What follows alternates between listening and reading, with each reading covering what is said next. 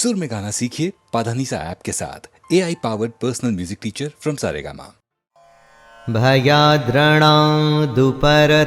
मंस यन्ते त्वां महारथाः येषां च त्वं बहुमतो भूत्वा यास्यसि लाघवम्।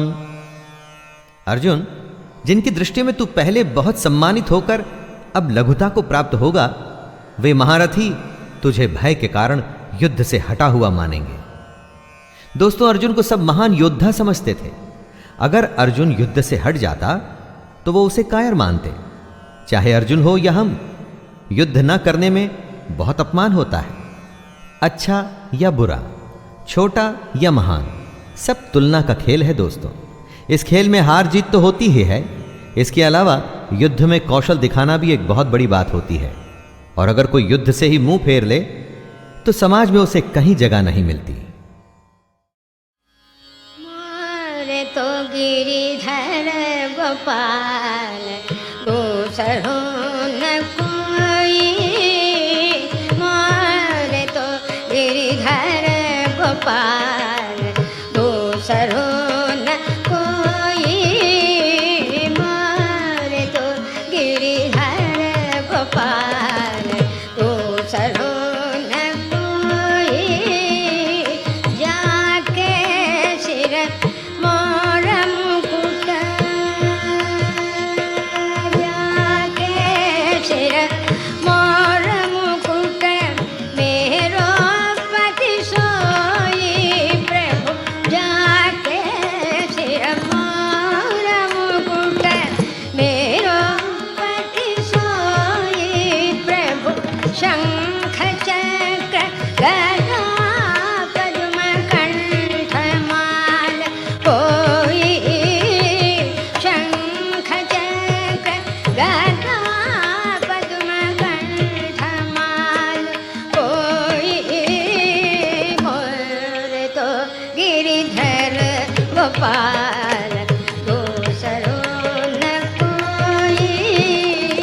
मोरे तो गिरिधर गोपाल दूसरो न कोई।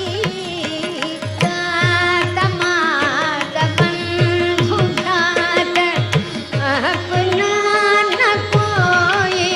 प्रभु तात मात बंधु भ्रात अपना न कोई। छाड़ दई कुल की कहानी क्या करेगा कोई। छाड़ दई कुल की कहानी क्या करेगा कोई। मोरे तो गिरिधर गोपाल दूसरो न कोई। मोरे तो गिरिधर गोपाल दूसरो न कोई। असुवन जल सींच सींच प्रेम प्रेल बोई। प्रभु असुवन जल सींच सींच प्रेम प्रेल बोई। प्रभु असुवन जल सींच, प्रभु असुवन जल सींच, प्रभु असुवन जल सींच, प्रभु असुवन जल सींच, प्रभु असुवन जल सींच, प्रभु असुवन जल सींच, प्रभु असुवन जल सींच, प्रभु असुवन जल सींच सींच प्रेम बेल बोई।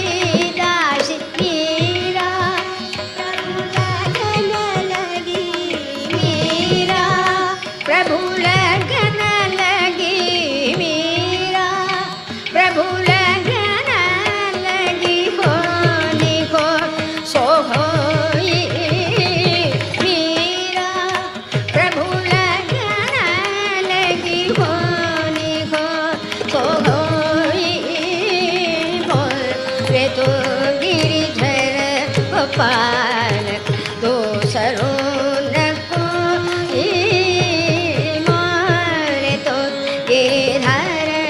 पालक तू सरोन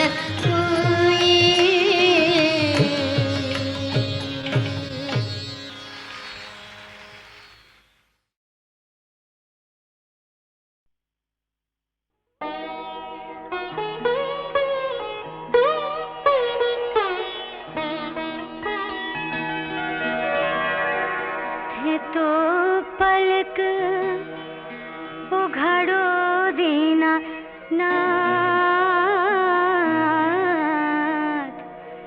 थे तो पलक उघाड़ो दीना नाथ मैं हाजिर नाजिर कद की खड़ी मैं हाजिर नाजिर कद की खड़ी थे तो पलक उघाड़ो दीनानाथ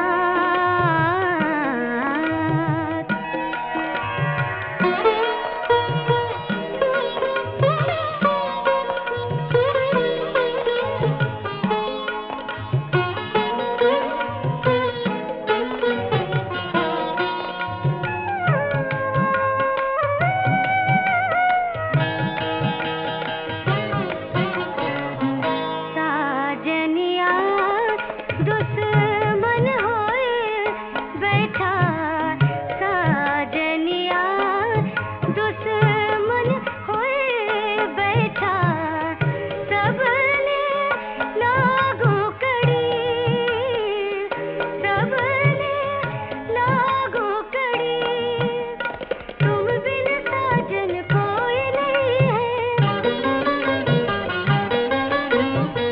दीगिना मेरी समंदड़ी थे तो पलक उघाड़ो दीनानाथ मैं हाजिर नाजिर कद की खड़ी मैं हाजिर नाजिर कद की खड़ी थे तो पलक उघाड़ो दीनानाथ मैं हाजिर नाजिर कद की खड़ी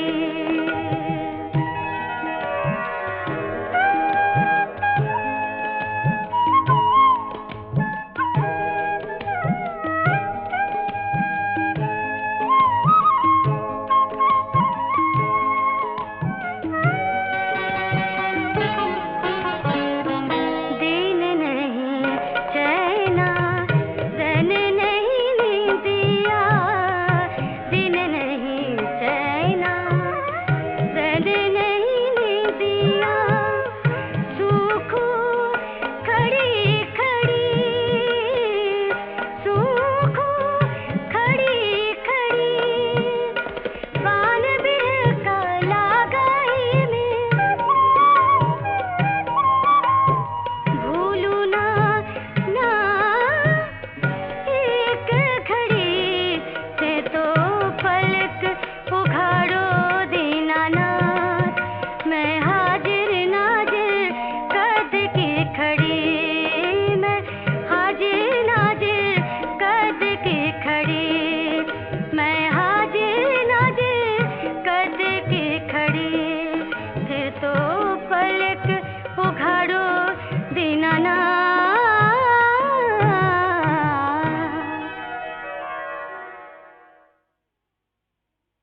ஆதிசங்கர பகவத்பாதால் காசியில விஸ்வேஸ்வர பார்த்து பிரார்த்திக்கிறாள். ஆதியில மாத்திரு குக்ஷியில இருந்தேன், எவ்வளவோ அசுத்தத்துக்கு நடுப்பில் இருந்தேன். அப்படி இருக்கும்போது ரொம்ப கஷ்டப்பட்டு வெளியில வந்தேன். வெளியில வந்தோடனே ஒரு பால்யமான வயசுல இப்படியே விளையாட்டுல போயிட்டேன். இப்படி ஒன்றை நினைக்காம என்னுடைய காலத்தை தள்ளிவிட்டேன்னு பார்த்து ரொம்ப ஆதிசங்கர பகவத்பாதால் வருத்தப்பட்டு இந்த ஸ்லோகத்தை எழுதினாள். சிவாபராத க்ஷோத்திரம்னு பேரு.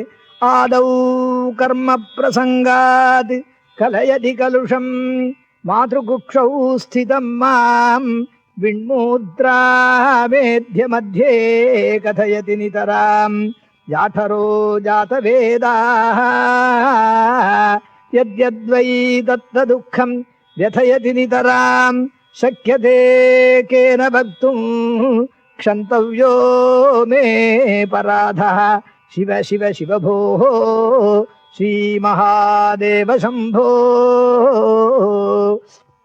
बाल्ये दुःखातिरेकात् मललुलितवपुः तन्यपाने पिपासुः नो शक्तश्चेन्द्रियेभ्यो भवगुणजनिता जन्तवो मां तुदन्ति नानारोगादिदुःखाद् रुदनपरवशः शङ्करं न स्मरामि क्षन्तव्यो मे अपराधः शिव शिव शिव भोः श्रीमहादेव शम्भो प्रौढोऽहं यौवनस्थो विषयविषधरैः पञ्चभिः मर्मसन्धौ दष्टो नष्टो विवेकः सुतधनयुवती स्वादसौख्ये निषण्णः शैवे चिन्ताविहीनं मम हृदयमहो मानगर्वाधिरूढं क्षन्तव्यो मे अपराधः शिव शिव शिव भोः श्रीमहादेव शम्भो वार्धक्ये चेन्द्रियाणां विगतगतिमतैः चाधिदैवाधितापैः प्राप्तैः रोगैर्वियोगैः तनबलितवपुः प्रौढहीनं च दीनौ मिथ्यामोहाभिलाषैः भ्रमति मम मनोः दुर्जटेर्ध्यानशूल्यौ क्षन्तव्यो मे पराधः शिव शिव शिव भोः श्रीमहादेव शम्भो नात्वा प्रत्यूषकाले सपनविधिविधौ नाहृतं गाङ्गतोऽयं नानीता पद्ममाला विकसितवदना पद्ममालैस्त्वदर्थं धूपैः कर्पूरदीपैः विविधरसयुतैः नैव भक्ष्योपहारैः क्षन्तव्यो मे पराधः शिव शिव शिव भोः श्रीमहादेव शम्भो नो शक्यं स्मार्तकर्म प्रतिपदगहने प्रत्यवायाकुलाढ्ये श्रौते वार्ता कथं मे द्विजकुलविहिते ब्रह्ममार्गानुसारे नानीते धर्मे विचारः श्रवणमननयोः किं निदिध्यासितव्यं क्षन्तव्यो मे पराधः शिव शिव शिव भोः श्रीमहादेव शम्भो स्नात्वा प्रत्यूषकाले स्नपनविधिविधौ नाहृतं गाङ्गतोऽयं पूजार्थं वा कदाचित् बहुतरगहने खण्ड बिल्वीदलं वा नानीता पद्ममाला सरसि विकसिता गन्धपुष्पैस्त्वदर्थं क्षन्तव्यो मे पराधः शिव शिव शिव भोः श्रीमहादेव शम्भो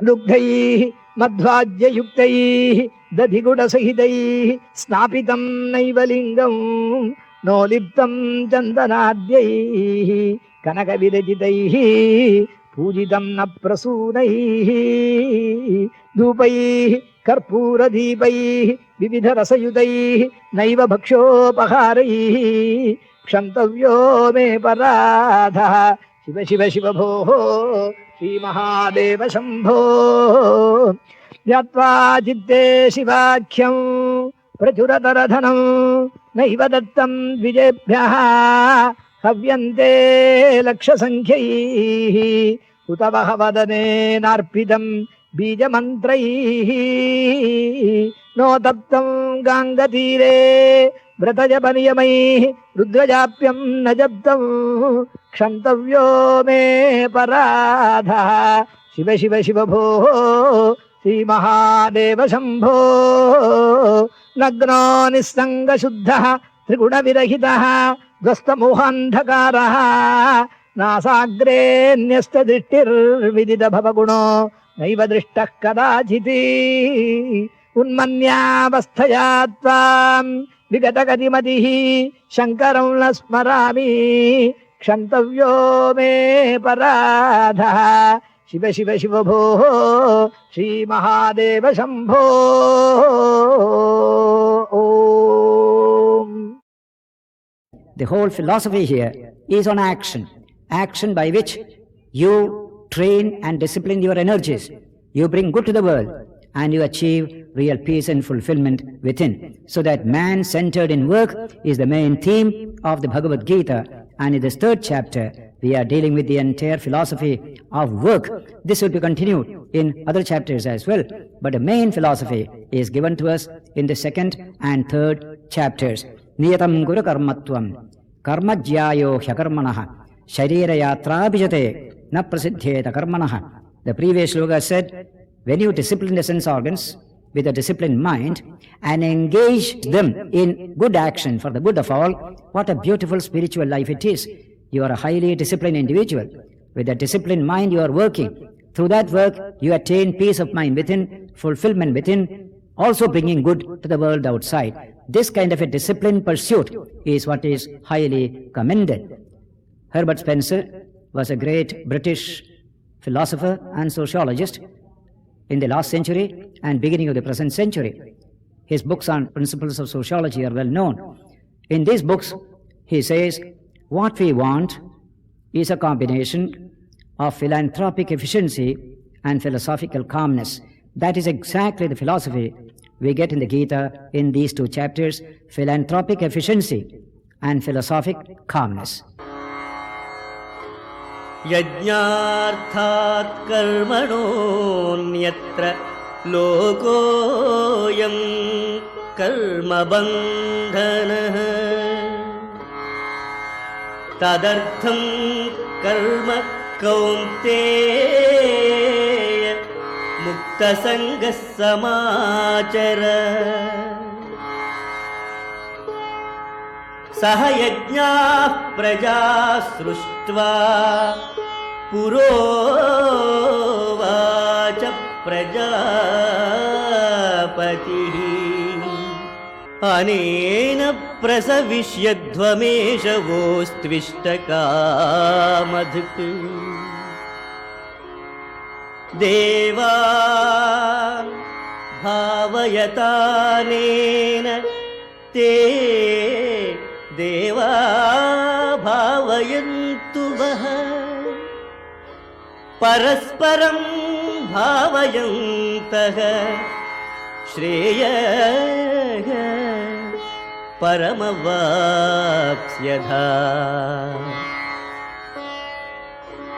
इष्टान् भोगान् हि वो देवा दास्यन्ते यज्ञभाविताः तैर्दत्तानप्रदायैभ्यः यो भुङ्क्तेस्तेन एव सः यज्ञशिष्टासिनः सन्तो मुच्यन्ते सर्वकिल्बिषैः भुञ्जते ते त्वहं पापाः ये पचन्त्यात्मकारणात्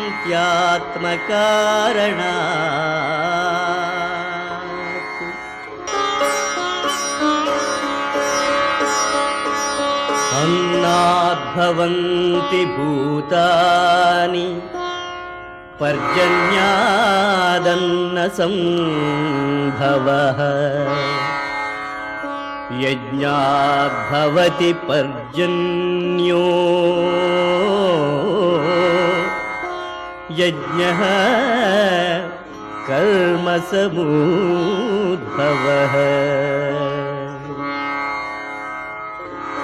कर्म ब्रह्मोद्भवं विद्धि ब्रह्माक्षरसमुद्भवम् तस्मात् सर्वगतं ब्रह्म नित्यं यज्ञे प्रतिष्ठितम् एवं प्रवर्तितं चक्रं नानुवर्तयति यः अघायुरिन्द्रियारामो मोहं Partha सजीवती. Sri Krishna now, from verse 9 onwards, deals with a profound subject in every religion, namely the subject of sacrifice. Rituals, sacrifices, these have theological backgrounds. These theological ideas are taken up by Sri Krishna and converted into ethical and spiritual values in the light of his own profound philosophy of life and action. The word sacrifice is expressed in Sanskrit as yajna. Yajna means sacrifice in the sense of ritualistic sacrifice. In the Vedic religion, you had the idea of performing sacrifices, getting results out of it by way of enjoyment of delights in heaven. The very essential idea of sacrifice is that you give something of your own to those whom you consider holy and great, and result of it you enjoy. If you have a harvest, the first part of the harvest you give it to God in the temple, then the rest you enjoy. This is the concept of sacrifice, so that in all these sacrificial religions, the emphasis is what belongs to you is what remains after a sacrifice. That is a pure food. Eat that. Krishna takes this essential idea but changes it into the human society around, not some theological gods or goddesses in heaven. This change is effected in the very whole concept of sacrifice, so that ethical values, humanistic values, spirit of service and dedication are derived from this idea of sacrifice. So he says, Yajñārthāt karmanonyatra lokoyam karmabandhanaha tadartham karma kaunteya muktasangas samachara. The world is bound by actions done other than those performed for the sake of yajna or sacrifice. If you do anything for a sacrifice, you have no bondage at all. If you do something for yourself, then it is bondage. That idea of the theological aspect of religions is taken up by Krishna. And he says, therefore, O son of Kunti, perform action for yajna alone, for sacrifice alone, devoid of attachment. This is the general statement of this great idea. Then he continues to say, Sahayajna praja srishtva purovacha prajapatihi anena prasavishyadhvam eshavos tvishta kamadhuk. The very beginning of creation, in order to maintain this creation, the Lord instituted this value called sacrifice. It is by sacrifice that the world can be really kept on even keel. Everyone must practice it. In this concept of sacrifice, you will find a wonderful idea of mutuality and interdependence. Man, nature, the celestial regions, all these are interdependent, is a constant theme in Krishna's treatment of this concept of sacrifice. It also has reference to the modern ideas of ecological balance, man and nature, trees, mountains, rivers, and man. They have something to give, something to take. If only we take and never give to the environment, ultimately man stands to suffer. Here is a chakra, Krishna is going to say, a wheel of energy transformations going on. Don't break this wheel of energy transformation. That will spell disaster to yourself. These ideas are brought up in these various verses relating to the subject of yajna or sacrifice. So he said, the creator or the projector of the universe, namely Prajapati. In Indian spiritual tradition, there is no concept of an external creator. So we call creation as actually projection. It is Srishti. God created the world out of himself.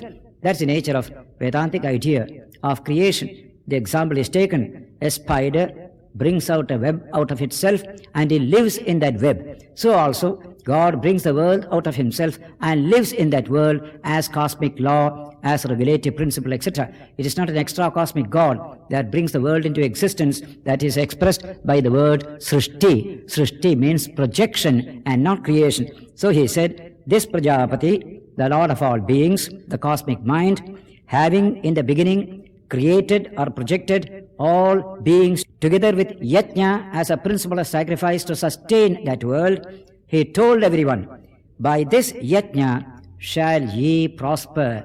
All prosperity comes through implementing the principle of yajna or sacrifice. This shall be like a milch cow for all your desires. You intensify sacrifice in your life, then all your desires will be fulfilled. In society, we have the concept of mutuality, interdependence. Individually, we are nobody. Collectively, we are somebody. Even a child taken out of society at birth will never develop human qualities. The humanizing of the child comes from the social context itself. Though there is a mutuality, the Hindu philosophers speak of man born with certain debts, and debt to society, debt to ancestors, debt to great thinkers and scholars of the past are debts which we are asked to discharge. That is how we live our life, with a sense of obligation to the larger whole, which is society. So he said, Devan bhavayatanena te deva bhavayantuvaha parasparam bhavayanta shreyaparam avapsyata. You nourish the cosmic powers by your life and action. The cosmic powers will nourish you by proper rain and other blessings that you get from the atmosphere around you. Thus, mutually nourishing, all shall achieve the highest welfare. Don't break this kind of connection, as we often do today. We burn too much of fuels, and today the scientists warn us the atmosphere is getting polluted. It will have its repercussions on human climate and also human welfare. All this we are doing today, not knowing this wonderful mutuality that exists between man and nature. This concept of mutuality, interdependence, is what Krishna trying to emphasize in this particular section. Similarly, that shloka is very interesting. Parasparam bhavayanta shreyaparam vapsyata. By nourishing each other mutually, all shall achieve the highest goal. This applies to all human situations, including what we today call the developed nations helping the developing nations. There is a mutuality. Earth is one single family. We have to help each other. This is a beautiful idea of interdependence of man in society and between man and nature.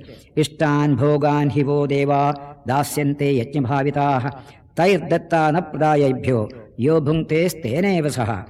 The devas, the cosmic powers, cherished by your yajna or sacrifice or dedicated actions, will give you your desired for objects.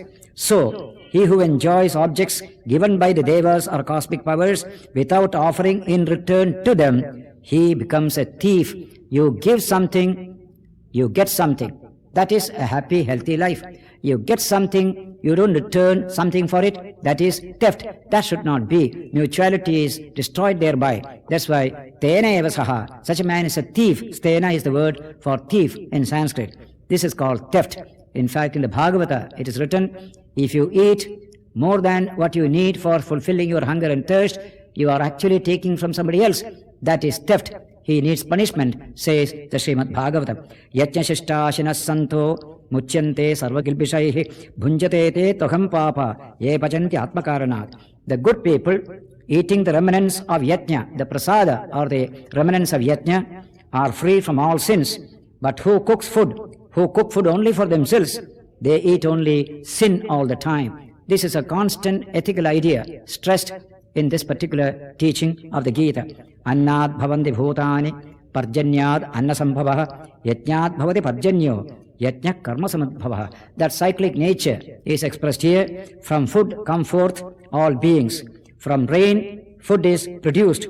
From yajna arises rain, and yajna is born of action or karma. There is a regular connection between one and the other. Karma brahmodbhavam vidhi, brahma akshar samadbhavam, tasmat sarvagatam brahma, nityam yajne pratishtitam. No karma or action to have arisen from the Veda from the imperishable.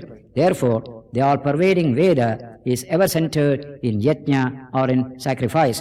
Evam pravartitam chakram nanuvartayati hayaha aghayir indriyaramo mogham partha sajivati. Here is a cycle kept in motion from the beginning of creation. Live according to this cycle. Don't break this cycle.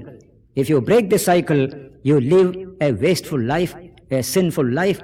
That's what man does through over-desire, over-ambition. We break this cycle, destroy the ecological balance, and man comes to grief thereby. Therefore he said, he who follows not this wheel thus set revolving. It's a wheel, just like recycling of waste. We say today, how much of waste is accumulated? Recycle, that's a beautiful idea. Why should there be waste at all? Those who do so, who break this chain, they live in sin, and satisfied merely in sensory cravings and satisfactions, O son of Pritha, his life is absolutely in vain, says he. Evam pravartitam chakram na anuvartayate hayah aghayuhu. His life is a life of sin. Indriyaramo, he is delighting in the senses. And today every one of these sentiments applies to modern civilization. And over technology, just pandering to man's cravings and vanities, we destroy animals, we destroy birds, just to eat their flesh, just to use their horns, just to use their feathers for beautifying our hairs. We destroy the whole ecology about us. Why do we do so? Because of inordinate cravings, unchecked cravings for sensual satisfactions. Thus, man destroys nature, ultimately gets destroyed himself. Violated nature violates man in the end. This is the warning given by Krishna in this section of the Gita. It is a warning particularly relevant to us in this modern civilization, that we are exhausting nature's resources. Most of them are what you call non-renewable resources, and therefore we are ultimately destroying ourselves as well. It is a warning being uttered by great scientists and technologists today, that we must check our desires, check our cravings, so that we moderately spend these resources of nature and try to return back to nature something, so that this process can go on indefinitely. This is a wisdom that the world needs today. That's why these verses in the 3rd chapter, dealing with yajna, sacrifice, a sense of dedication, are immensely beneficial to us, both in our life in society and in life in healthy environment of nature around us. This is the importance of the yajna concept pressed into service in ethical and spiritual motivations by Sri Krishna.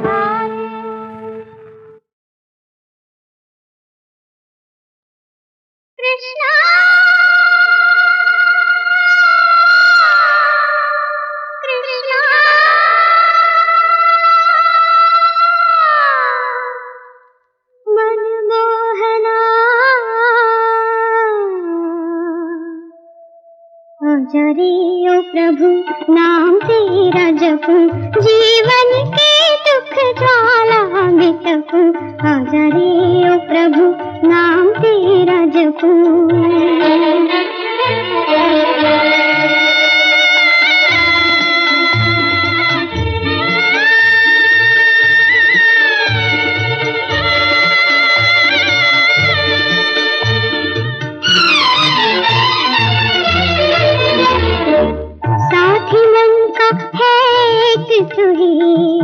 सहूंगी मैं दुख तेरे लिए सभी,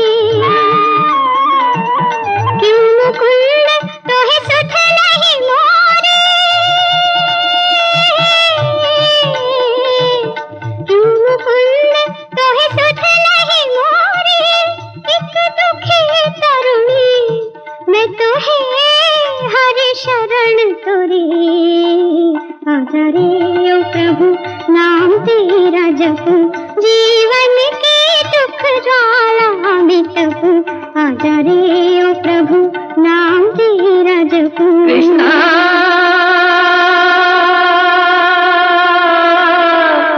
कृष्णा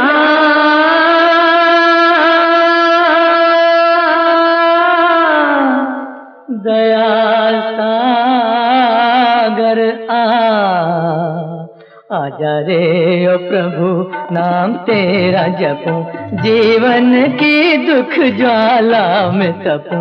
आजा रे ओ प्रभु नाम तेरा जपूं। आजा रे ओ प्रभु नाम तेरा जपूं।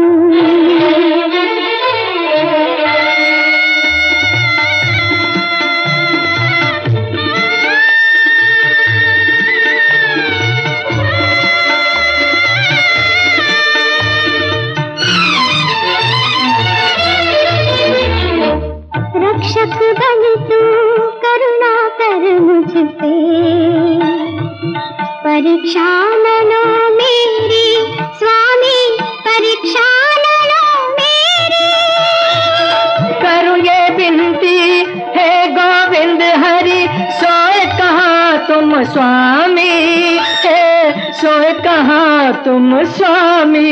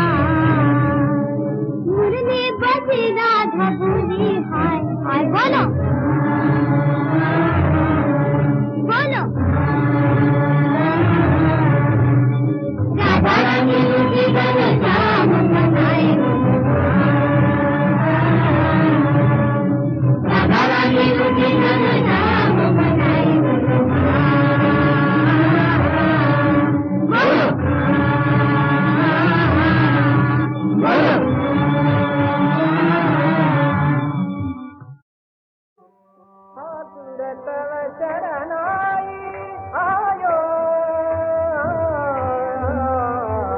ठाकुर तव शरणाई आयो उतर गया मेरा मन का संशय जब तेरा दर्शन पाए आयो ठाकुर तव शरणाई शरणाई